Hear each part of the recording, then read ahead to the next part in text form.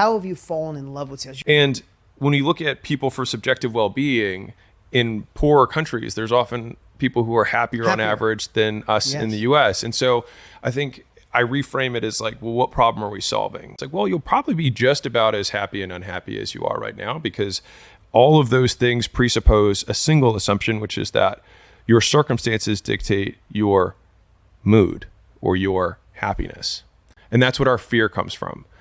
And so the problem mind, right, will always find new things to look at because it wants to keep you alive, right? Because that's its objective, but it doesn't want to keep you happy.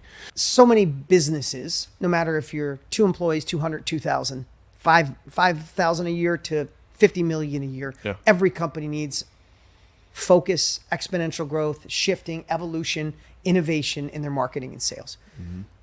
But so many startups and people launching their business, not only are they apprehensive, they could be apprehensive to sales. They could be, I feel we are in an era where sales is considered bad, when simultaneously it is the oxygen for every successful business that exists. So I see sales as helping the person you're speaking to realize that they are in power.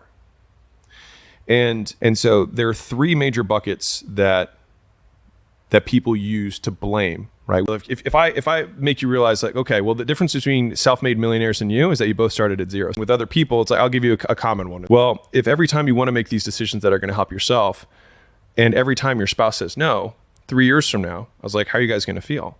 So like, you probably resent your spouse because they've held you back this whole time.